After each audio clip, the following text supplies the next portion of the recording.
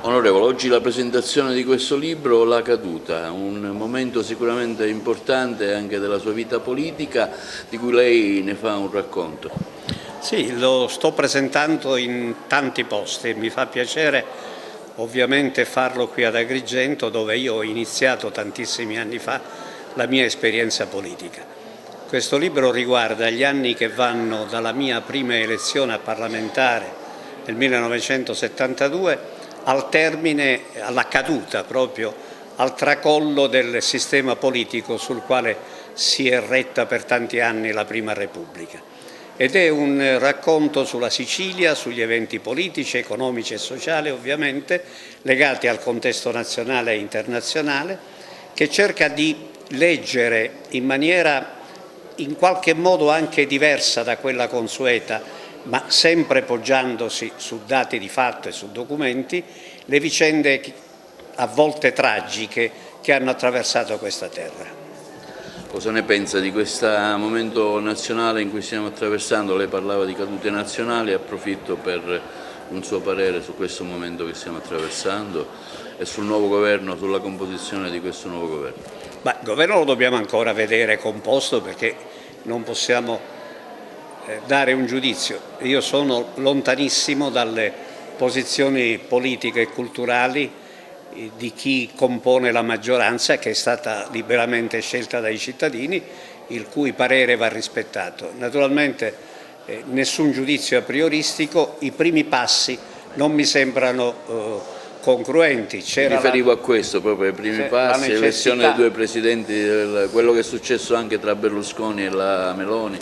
Intanto la prova, quello che è successo, è che non c'è compattezza all'interno della maggioranza.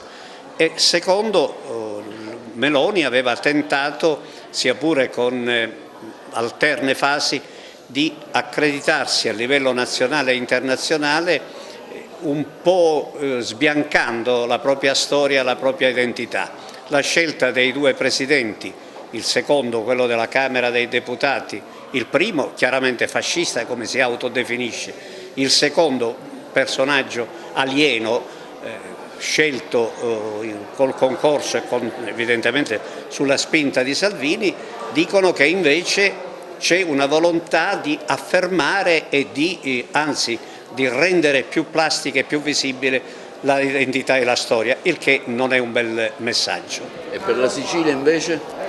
Per la Sicilia stiamo assistendo intanto a un balletto incredibile, cioè dire quello che non si è ancora in grado di proclamare gli eletti all'Assemblea regionale. Parte l'anno sociale dell'Associazione Agape con la presentazione di questo libro, il libro di Pumilia, che fa uno spaccato appunto della vita politica.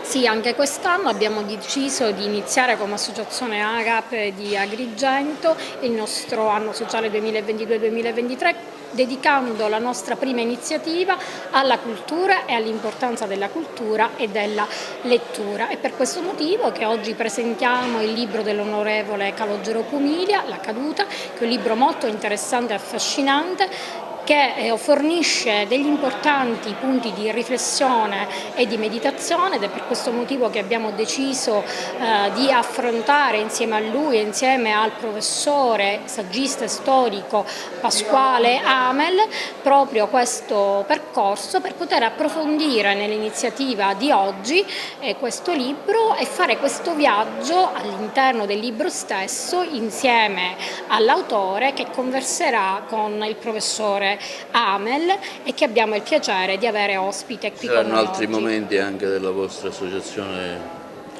La nostra associazione ha già in programma tutta un'altra serie di iniziative sia culturali ma anche sociali, come tutti gli anni, sperando che questo sia un anno di reale e concreto di ripartenza, perché comunque i 2 anni e mezzo scorsi non ci hanno permesso di poter svolgere le attività pienamente e fattivamente come eravamo abituati a fare, che oggi sia un punto di ripartenza, di ripresa. Finalmente vediamo la nostra sala più affollata dalla gente che sembra avere meno paura del Covid, e quindi per questo motivo per noi l'iniziativa di oggi è importante, sia perché si tratta di un riprendere in mano le redini della nostra associazione e continuare a portarla avanti con l'entusiasmo che ci ha sempre caratterizzato, e al contempo perché è un'iniziativa che è improntata sull'importanza della cultura, dell'istruzione, della ricerca e della lettura, e noi facciamo parte come associazione dell'Arci Nazionale, siamo un circolo Arci, e in queste settimane l'Arci Nazionale proprio utilizza uno slogan: la cultura è cura, e per noi la cultura è cura perché il nostro paese oggi ha bisogno di essere curato e la cultura è l'unico metodo che ci può, è l'unica cura che ci può permettere e che può permettere al nostro paese, alle nostre comunità, alla nostra società di ripartire. Il libro è interessantissimo perché dà una prospettiva assolutamente nuova e diversa rispetto a quella che conosciamo. Soprattutto finalmente si rompe un tabù. Un democristiano che scrive, ecco, un democristiano che racconta la storia vera della democrazia cristiana, perché fino adesso abbiamo avuto storie scritte da altri e tante volte queste storie scritte da altri non hanno naturalmente centrato la verità, hanno creato problematiche che non nella realtà, nella verità storica non è stata mai rispettata. Che insegnamento si può trarre dalla lettura di questo libro? Ecco, un insegnamento che si può trarre è che c'è stata una splendida stagione della politica, una splendida stagione della politica che purtroppo oggi non troviamo più, non abbiamo più riscontro. E pur essendoci naturalmente delle criticità, però si trovavano le soluzioni ai grandi problemi, e il tentativo anche di fare chiarezza all'interno dei partiti non era, come qualcuno vorrebbe dire, qualcosa di escluso, era una realtà viva. La democrazia cristiana, come ci racconta Lillo Pumiglia in questo libro, ha tentato di fare chiarezza e ha fatto in certi momenti chiarezza.